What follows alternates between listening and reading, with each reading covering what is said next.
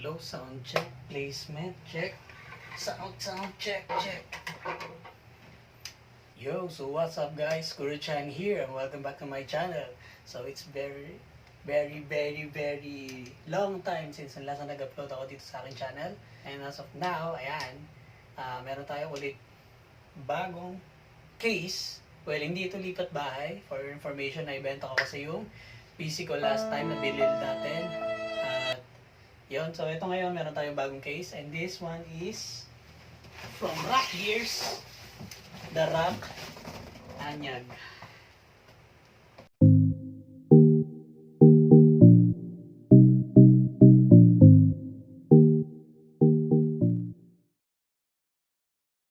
Okay guys, no, so this one is in-order ko lang ito online. Andito na rin yung mga parts natin, pero yung full build natin dito is ilalagay ko na lang sa susunod na video natin. So ngayon, review muna natin itong case. So ito ay in-order ko from Shopee, which is Easy PC, yung seller. And yun, ang bilis ng delivery nito ah. In-order ko siya nung Wednesday. Wednesday, in-order ko na siya ng umaga. And then ito na siya ngayon. So, painitin natin, buksan na natin to, no? Excited na ako. Yan, no? So, nag-deliver ng parcel natin si Ninja Van, and I commend them. Sobrang kapal ng bubble wrap na nakabalot dito sa ating item. So, labas na natin sa box to. Hirap po ni Lods.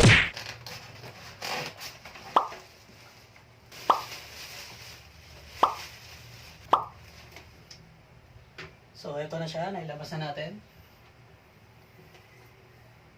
Yan yung kanyang likod. Ewan ko kung ito nyo malinaw. Then, ito yung kanyang side. Yung kanyang right side. This is acrylic. Then, ito yung front niya. Ito, plastic. And meron siyang mesh screen sa harap na naka-shape. Yan. So, huwag muna natin tanggalin na ito. Sayang magasgas. Bruh. Yo, yan. So, tinanggal muna natin yung kanyang acrylic side panel. Ito yung mga screws niya. Mabigat ah. So, ito yung loob niya. Yan. So, yung pang-mount ng kanyang motherboard, nakalagay na. So, nga pala, itong case ito is for micro ATX, no? Pero mas malaki siya compared dun sa G-Storm natin before, since meron talaga siyang specific compartment para dun sa ating PSU and hard drive. I believe hard drive dito rin sa ilalim, kagaya nung ginamit ko dati na isa pang case. So ito yung cable niya for dun sa power, and then dun sa mga pindut-pindutan dun, saksakan.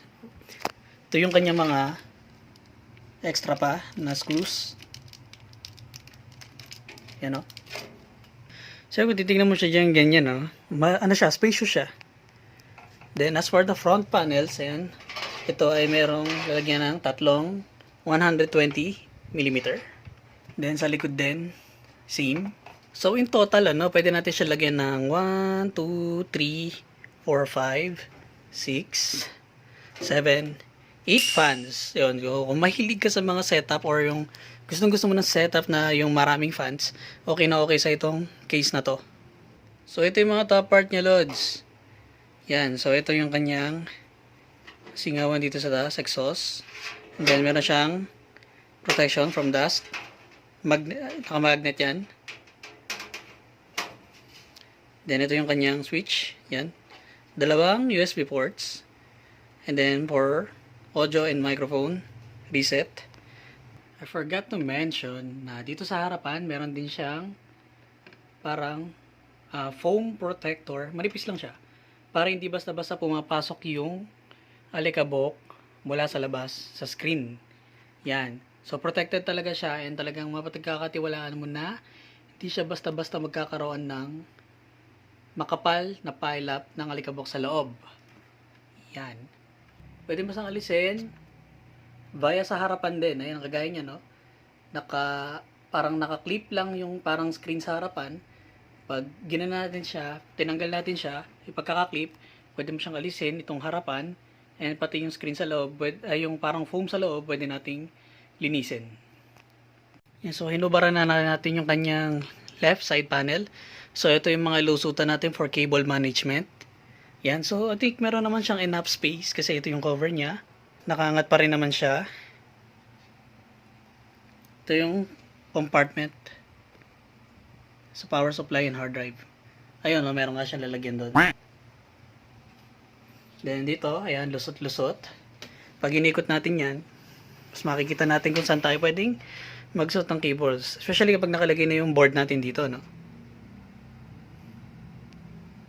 And so, yun yung Rakk Anyag case. So, spacious. And then, ngayon pa lang nakikita ko na maganda kalalabasan na magiging setup natin dito sa PC case na to. Unlike dun sa unang build ko na G-Storm na case. Yun nga lang, syempre, medyo budget ako ngayon, mas mababa yung magiging build ko. So, most of the items na nabili ko ngayon is from Easy PC. And ito, nabili lang natin siya for a price of 1,000 pesos. Shipping fee, 80 pesos. So, mura. Mura na yun. Though hindi siya tempered glass, mas prefer ko rin naman talaga yung acrylic case kasi medyo careless tayo, baka mabasag ko siya. So, okay na to. So, for budget case, maganda yung paglalagay natin ng cable management na for a price of 1,000, magandang choice ang Rakk Anyag. So for our next video, ipapakita ko sa inyo kung ano yung magiging total specs and then build natin kay Rakk Anyag. So almost complete naman na kasi yung parts ko ngayon, pero kulang pa ako sa fan kasi meron pa lang ako is intake. Pinag-iisipan ko pa or tinutus ko pa kung kasya pa sa budget yung maglagay ng exhaust pa dito sa taas. Pero sure ako na bibili ako na isa para sa likod. And monitor, wala pa ako. So anyway guys, thank you guys for watching. See you guys in my next video. Link nito nasa description below. Bye!